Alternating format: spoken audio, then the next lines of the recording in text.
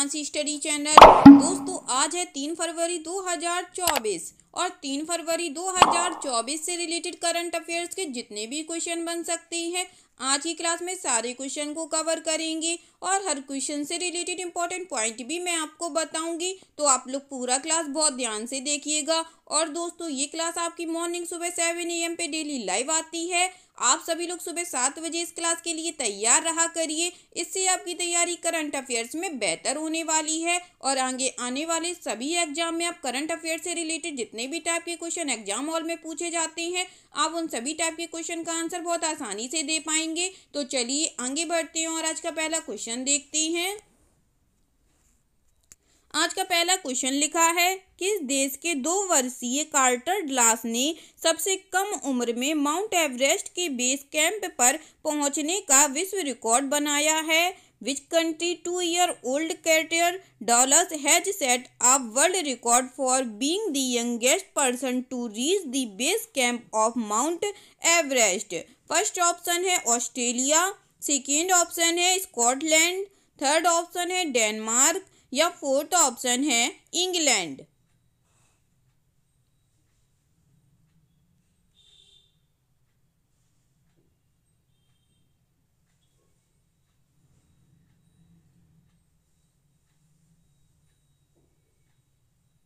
बताइएगा दोस्तों इस क्वेश्चन का राइट आंसर क्या हो जाएगा।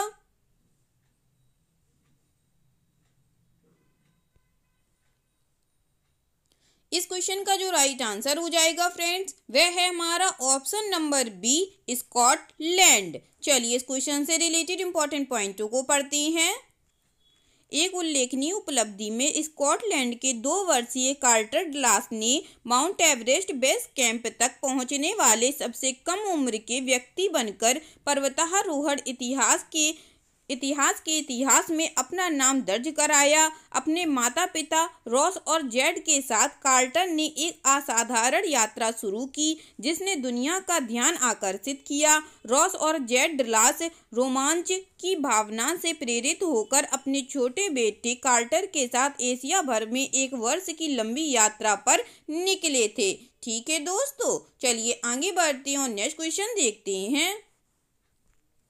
नेक्स्ट क्वेश्चन लिखा है फ्रेंड्स, भ्रष्टाचार सूचकांक 2023 में 180 देशों की सूची में भारत कौन से स्थान पर है? What position does India rank in the list of 180 countries in corruption index 2023? First option है 90th, सेकेंड ऑप्शन है 91st, थर्ड ऑप्शन है 92nd, फोर्थ ऑप्शन है 93rd।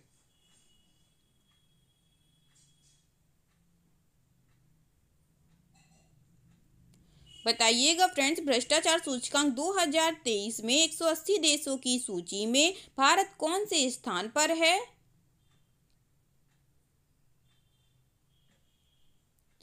इस क्वेश्चन का जो राइट आंसर हो जाएगा फ्रेंड्स वह है हमारा ऑप्शन नंबर डी, 93rd स्थान पर। ठीक है दोस्तों, चलिए आगे बढ़ते हैं और इस क्वेश्चन से रिलेटेड इंपॉर्टेंट पॉइंटों को पढ़ते हैं।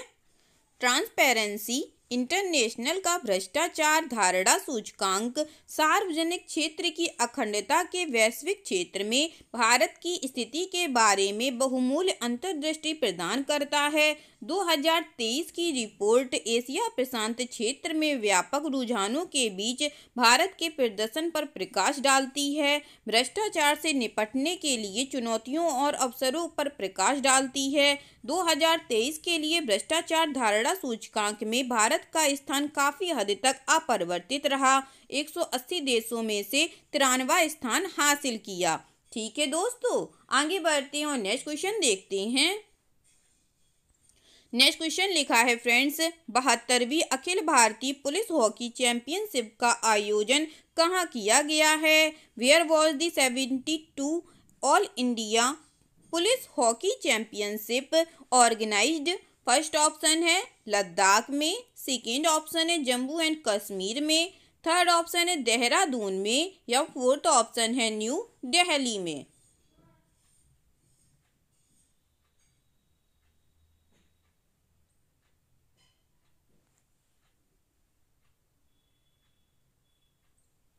बताइएगा friends, 72वीं Akhil Bharatiya police hockey championship का आयोजन कहाँ किया गया है?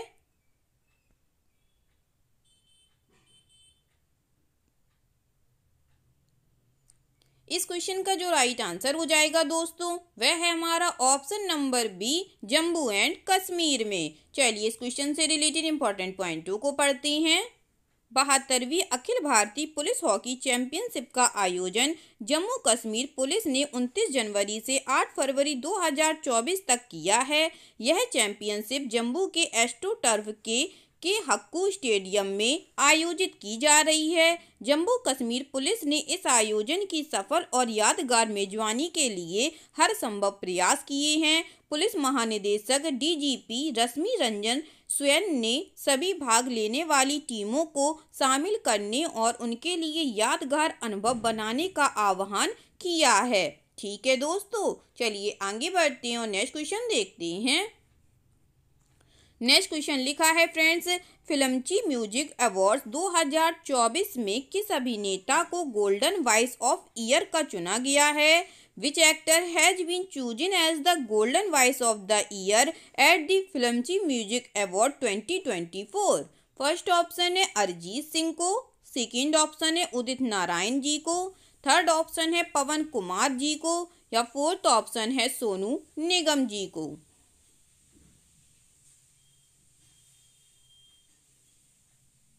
बताइएगा फ्रेंड्स, इस क्वेश्चन का राइट आंसर क्या हो जाएगा?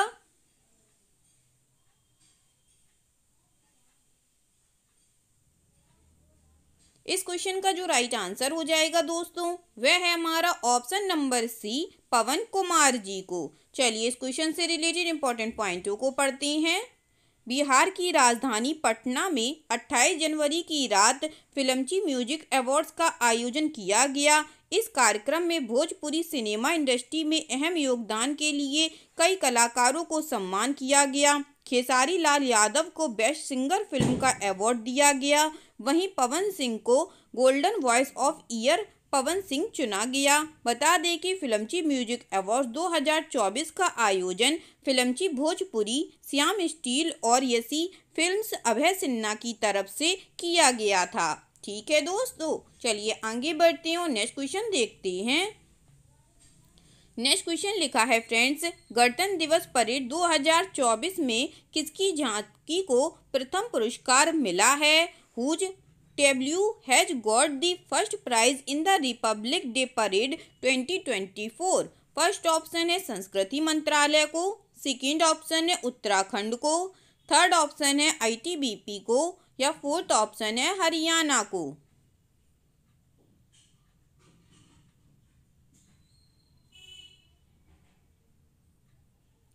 बताइएगा दोस्तों, गणतंत्र दिवस परेड 2024 में किसकी झांकी को प्रथम पुरस्कार मिला है?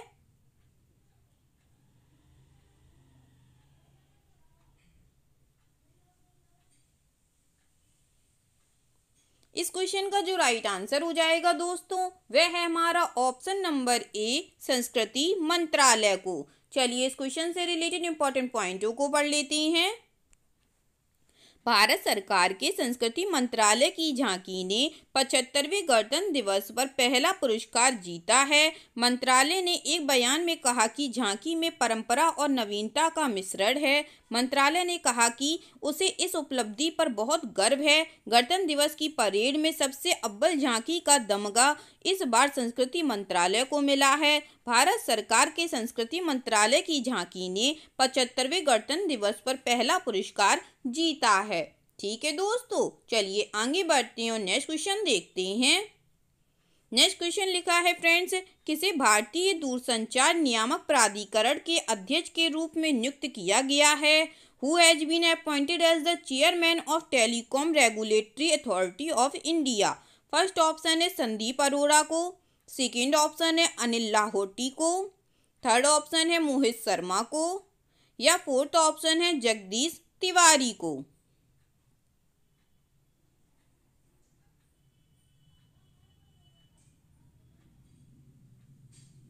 बताइएगा फ्रेंड्स, किसे भारतीय दूरसंचार नियामक प्राधिकरण के अध्यक्ष के रूप में नियुक्त किया गया है?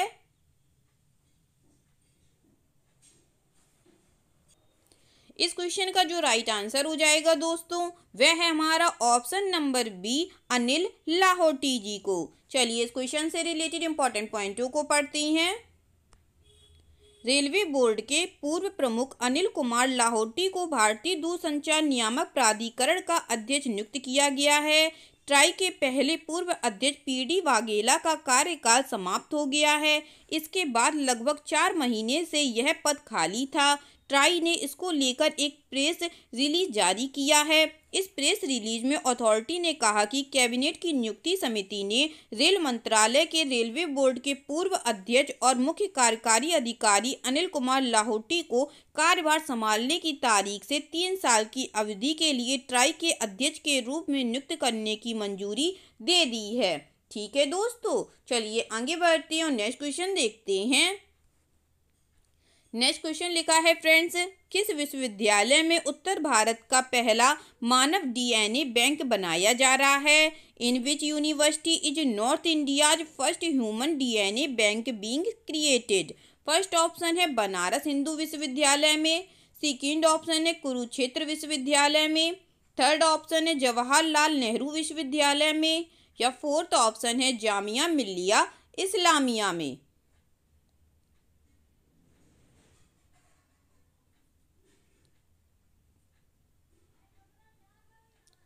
बताइएगा फ्रेंड्स, किस विश्वविद्यालय में उत्तर भारत का पहला मानव डीएनए बैंक बनाया जा रहा है? इस क्वेश्चन का जो राइट आंसर हो जाएगा दोस्तों वह है हमारा option number A, Banaras Hindu विश्वविद्यालय में। चलिए इस क्वेश्चन से रिलेटेड इंपॉर्टेंट पॉइंटों को पढ़ते हैं। बनारस हिंदू विश्वविद्यालय में उत्तर भारत का पहला मानव डीएनए बैंक बनाया जा रहा है। बीएचयू के जंतु विज्ञान विभाग के ज्ञानेश्वर लैब में 30 जनवरी 2024 को ऑटोमेटेड डीएनए एक्सट्रैक्टर मशीन लगाई गई है। ये मशीन मेक इन इंडिया के तहत पूर्ण रूप से स्वदेशी है। इसको इस तरह से बनाया गया है कि इसमें कम से कम प्लास्टिक का उपयोग हो ताकि वातावरण को कोई नुकसान ना हो। ठीक है दोस्तों, चलिए आगे बढ़ते हैं और नेक्स्ट क्वेश्चन देखते हैं। नेक्स्ट क्वेश्चन लिखा है फ्रेंड्स, केंद्रीय पर्यावरण वन और जलवायु परिवर्तन मंत्री भूपेंद्र यादव ने भारत में कितने हिम तेंदुए होने की पुष्टि की है? Union environment forest and climate change minister Bhupender Yadav has confirmed how many snow leopards are there in India? First option है 845, सेकेंड ऑप्शन है 456, थर्ड ऑप्शन है 718 या फोर्थ ऑप्शन है 954।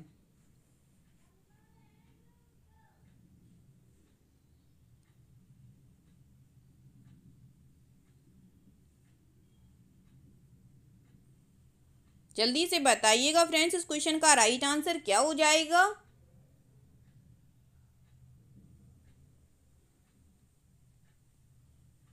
इस क्वेश्चन का जो राइट आंसर हो जाएगा दोस्तों वह है हमारा ऑप्शन नंबर सी, 718। चलिए इस क्वेश्चन से रिलेटेड इंपॉर्टेंट पॉइंटों को पढ़ते हैं। केंद्रीय पर्यावरण वन और जलवायु परिवर्तन मंत्री भूपेंद्र यादव ने नई दिल्ली में आयोजित राष्ट्रीय वन्यजीव बोर्ड की बैठक के दौरान भारत में हिम तेंदुओं की स्थिति पर रिपोर्ट जारी की है। भारत में हिम तेंदुए की जनसंख्या आकलन कार्यक्रम ने भारत में 718 हिम तेंदुए की आबादी की सूचना दी है, जिससे ऐसा करने वाला यह पहला वैज्ञानिक अभ्यास बन गया है। ठीक है दोस्तों, ये पहला बना है तो इसलिए एग्जाम के नज़रिए से ये इंपॉर्टेंट क्वेश्चन बन जाता है दोस्तों, तो उसको ध्यान रखिएगा आप लोग। चलिए आगे बढ़ते हैं और नेक्स्ट क्वेश्चन देखते हैं। नेक्स्ट क्वेश्चन लिखा है दोस्तों, भारतीय तटरक्षक दिवस मनाया जाता है। Indian Coast Guard Day is celebrated on? First option है 1 फरवरी को, सेकेंड ऑप्शन है 2 फरवरी को, थर्ड ऑप्शन है 3 फरवरी को या फोर्थ ऑप्शन है 4 फरवरी को।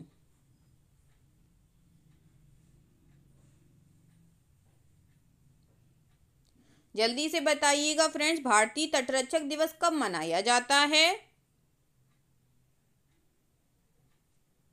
इस क्वेश्चन का जो राइट आंसर हो जाएगा दोस्तों वह है हमारा ऑप्शन नंबर ए, 1 फरवरी को भारतीय तटरक्षक दिवस मनाते हैं। चलिए इस क्वेश्चन से रिलेटेड इंपॉर्टेंट पॉइंटों को पढ़ लेते हैं।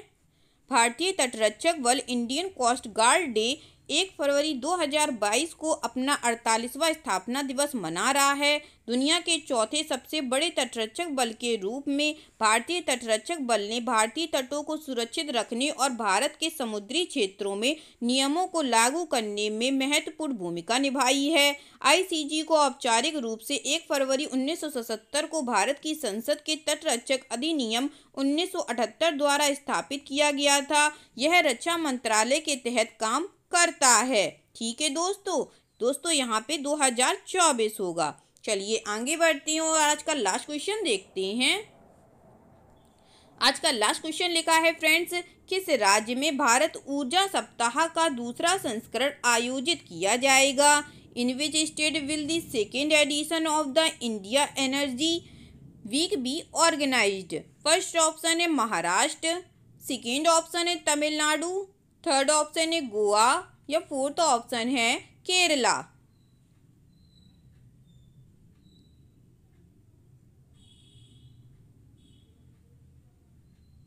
बताइएगा फ्रेंड्स, किस राज्य में भारत ऊर्जा सप्ताह का दूसरा संस्करण आयोजित किया जाएगा?